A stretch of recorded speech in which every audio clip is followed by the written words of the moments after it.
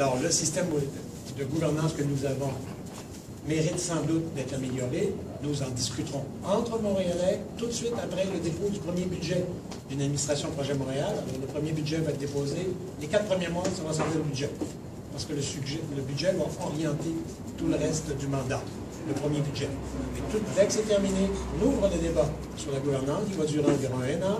Il va se faire sous l'égide de l'OCPM, l'Office de consultation publique de Montréal. Il va se conclure par des propositions qui vont être débattues au conseil municipal au printemps 2015 et dont le résultat sera acheminé au gouvernement du Québec comme étant la demande des Montréalais pour améliorer le système de gouvernance de Montréal. Et tout est dit. Mais votre équipe, qu'est-ce qu'elle dit aux Outre-Montais? La majorité semble vraiment...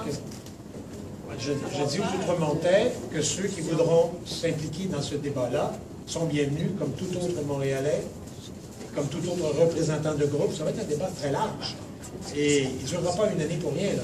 Il va y avoir des étapes, il va y avoir des études à commander, il va y avoir des vérifications à faire. Il y aura d'ailleurs un budget exceptionnellement.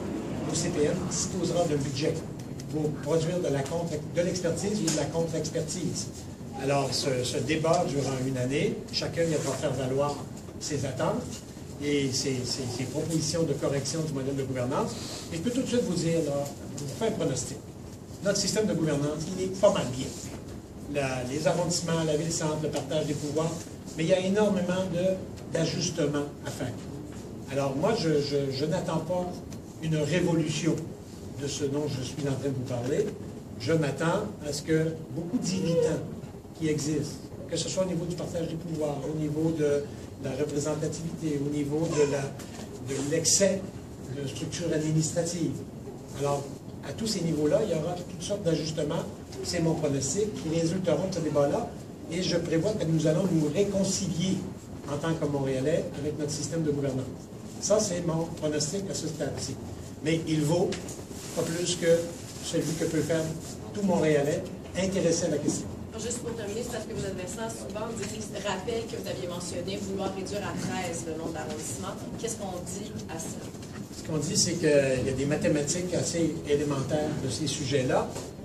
Mes adversaires, tous deux ou tous trois, qui ont passé des années à clamer qu'il y avait trop d'élus à Montréal, que c'était scandaleux, Montréal était ingouvernable, subitement, motus et bouche cousue sur ce sujet-là, parce qu'il faut se faire élire dans 4 semaines. Alors, on n'a entendu que ça durant 2 ans, 2 ans et demi. Il y a trop d'élus à Montréal. Et s'il y a trop d'élus, un simple exercice mathématique, considérant que la loi exige qu'il y ait 5 élus pour constituer un conseil de ville ou d'arrondissement, si vous voulez 65 élus, divisé par 5, ça donne 13 arrondissements. Alors, c'est un exercice mathématique élémentaire pour montrer à nos opposants, à tout le monde qui croit que c'est facile de réduire le nombre d'élus à Montréal, que c'est pas mal plus compliqué que vous pensez. Alors, c'est à ce titre-là que nous avons parlé de 13 arrondissements, en réplique, en demandant à nos adversaires d'être sérieux sur cette question-là. Alors, tout ça est derrière nous. Les opposants ne parlent plus du tout de la gouvernance de Montréal. Ils l'adorent. Bizarrement, depuis qu'ils sont formellement candidats à la mairie de Montréal, ils adorent le système de gouvernance actuel. Nous, on maintient qu'il y a des améliorations à apporter. Ces améliorations vont être discutées entre Montréalais dans une démarche rigoureuse, chapeauté par un organisme qui a une très grande crédibilité, l'Office de consultation publique de Montréal, et que le conseil municipal se prononcera là-dessus au printemps 2015.